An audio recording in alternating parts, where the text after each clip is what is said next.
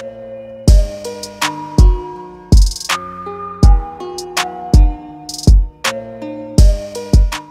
jemaat Tuhan yang saya kasih, dalam episode kali ini kita belajar satu topik firman Tuhan yang saya beri judul adalah Jangan Kagok. Jangan kagok. Galatia 5 ayat 13, loncat ayat 16, lalu ayat 25. Saudara-saudara, memang kamu telah dipanggil untuk merdeka. Tetapi janganlah kamu mempergunakan kemerdekaan itu sebagai kesempatan untuk kehidupan dalam dosa. Melainkan layanilah seorang akan yang lain oleh kasih. Maksudku ialah hiduplah oleh roh, maka kamu tidak akan menuruti keinginan daging. Jikalau kita hidup oleh roh, baiklah hidup kita juga dipimpin oleh roh. Oke, saudara, kita akan gali perlahan ayat ini. Saya akan bagi menjadi 4 poin. Yang pertama dikatakan kita dipanggil untuk merdeka. Artinya kalau baru dipanggil, belum tentu kita mau lakukan. Contoh, misalkan ada seseorang teman saya namanya Rofe. Rofe sini Rofe. Saya manggil. Tapi untuk Rofe mendengar dan lalu mengikuti panggilan saya, itu keputusan Rofe. Sama dengan kita. Tuhan memanggil kita. Dipanggil untuk merdeka. Tetapi keputusan di tangan kita. Kita mau nggak dengar panggilan Tuhan, ikut kepada panggilan Tuhan. Jadi kalau baru dipanggil sebetulnya kita belum mengalami. Tuhan memanggil setiap kita, tapi keputusan di tangan kita. Nah, waktu kita mau, kita mulai melangkah, baru saudara kita akan mengalami yang namanya kemerdekaan. Kita akan memilih untuk merdeka atau tidak. Jangan suruh Tuhan yang pilih. Kalau kita masih terikat dengan apapun, pada hakikatnya kita masih belum merdeka. Oke, nggak terikat dengan dosa, tapi terikat dengan hobi. Tapi saya nggak terikat dengan hobi. Saya sibuk melayani. Hati-hati, jangan-jangan kita terikat dengan pelayanan. Rasanya kalau nggak melayani, rasanya dosa. Rasanya kalau nggak melayani, seminggu aja nggak melayani, rasanya kurang rohani. Waduh, bahaya saudara. Jangan-jangan pelayanan kita sudah jadi berhala. Mari jangan sampai kita ini yang katanya kita memilih untuk merdeka, tetapi justru kita belum sungguh-sungguh merdeka. Nah, yang kedua, kesempatan kemerdekaan itu bukan untuk membuat kita menghalalkan perbuatan dosa. No, saya merdeka jadi saya bebas dong ngapain aja.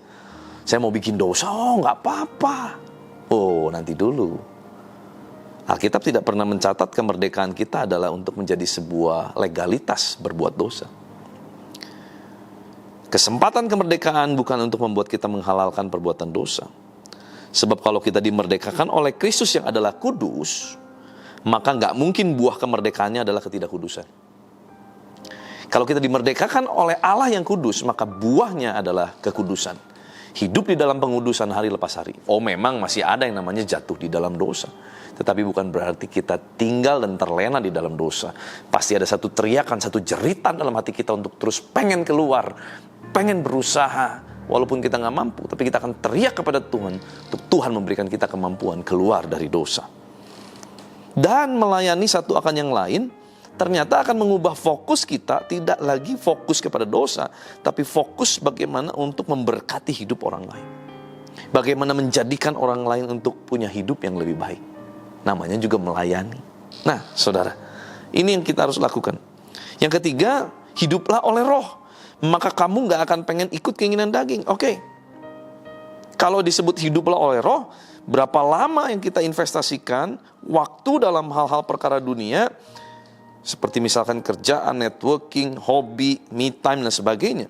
Berapa lama juga kita investasikan waktu untuk perkara rohani.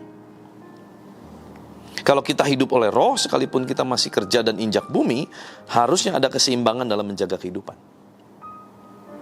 Hidup harus balance. Kalau kita terlalu sibuk dengan pekerjaan sampai kita tidak lagi punya kehidupan roh, maka jelas kehidupan pekerjaan, kehidupan jasmani, jiwani kita akan lebih menonjol dan kita tidak hidup oleh roh. Tetapi kalau terlalu banyak hal-hal roh juga, saudara, sampai akhirnya kita tidak mau menginjil, tidak mau nginjak bumi, tidak mau ketemu orang, itu juga jadi masalah. Nah, saudara, makanya dari itu kita harus balance. Hiduplah oleh roh, artinya kita harus punya investasi kehidupan roh yang jelas, waktu yang jelas untuk kita tetap hidup di dalam kehidupan roh. Nah yang keempat, jikalau kita hidup oleh roh, baiklah hidup kita juga dipimpin oleh roh. Jadi kita bisa hidup oleh roh tapi belum tentu dipimpin oleh roh. Seolah-olah rohani, tapi hidup kita bukan dipimpin oleh Roh Kudus. Seolah-olah banyak berdoa, seolah-olah bisa mendengar suara Tuhan, tetapi kehidupannya, buahnya tidak selaras dengan buah Roh Kudus. Nah ini kan bahaya, saudara. Kalau hidup dipimpin oleh roh, maka akan terjadi sebuah perbedaan. Bedanya apa? Sebelum kita melakukan segala sesuatu, kalau kita dipimpin oleh roh, kita akan membiarkan Tuhan mengarahkan hidup kita. Tetapi kalau kita masih mau mengarahkan hidup kita semau-maunya kita, bukan artinya itu dipimpin oleh roh kan? Satu hari, dalam perjalanan saya ke kantor, tiba-tiba Tuhan ngomong gini, Van, hidup dipimpin roh itu gak enak. Karena dipimpin oleh roh, pasti akan bertentangan dengan kehendak daging. Daging maunya cepat selesai. Roh masih perlu diproses, sehingga kita belum selesai. Masih ada proses yang kita harus lalui. Daging pengennya, wah pokoknya maunya saya, mau marah, mau apa, gimana saya. Roh bilang gak bisa. Jangan sampai akhirnya kita menjadi syak, batu sandungan buat orang. Mari kita memilih 4 poin hari ini. Kita belajar, jangan sampai hidup tuh kagok. Kalau memang udah mau ikut tuntunan roh, beresin. Betul-betul kita selesaikan pertandingan kehidupan kita. Hidup oleh roh, dipimpin oleh roh, memuliakan Tuhan kita. Amin. Yuk kita berdoa.